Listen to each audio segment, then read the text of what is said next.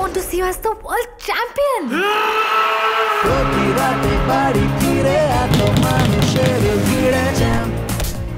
হঠাৎ করেই চিঠিটা এলো, আর এই চিঠিতেই রয়েছে চ্যাম্পকে করমুক্ত করল রাজ্য সরকার। চ্যাম্প ছবিতে বক্সারের ভূমিকায় অভিনয় করেছেন দেব। ছবিটি মুক্তি পাওয়ার কথা ঈদে। এ খবরে স্বাভাবিকভাবে উচ্ছ্বসিত দেব।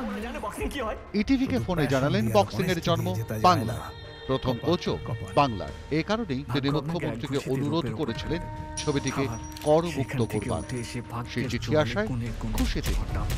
আমি প্রচন্ড এক্সাইটেড, কারণ খুব কষ্ট করে ছবিটা বানিয়েছি, অ্যান্ড বক্সিং ওরিয়েন্টেড ছবি।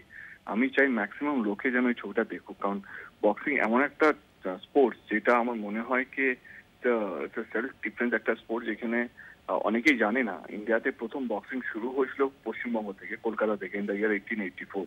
আর যিনি শুরু করেছিলেন তিনিও বাঙালি ছিলেন, পরেশ লাল রায়। তো এত কিছু আমরা যুক্ত আছি বক্সিং এর সঙ্গে ফ্রম 1884 থেকে। আমার মনে হয় এটা কেউ জানে না, সেই জিনিসটা সবাই জানা উচিত। আর সেই জন্য আমি ম্যাডামকে, দিদিকে রিকোয়েস্টও করেছিলাম কি আমি চাই কি এটা ম্যাক্সিমাম লোকে যেন দেখুক, and at the same time বক্সিংটা যেন প্রমোট হোক। এর আগে হেলমেট পরে গানের দৃশ্যে রাজা সরকারের সেফ ড্রাইভ ও সেফ লাইফ স্লোগানকে আরো পোক্ত করেছিল এই ছবি। এবার ছবির করমুক্তি ছবির মাইলেজকে অনেকটাই বাড়িয়ে দিল। Entertainment bureau, ETV news Bangla.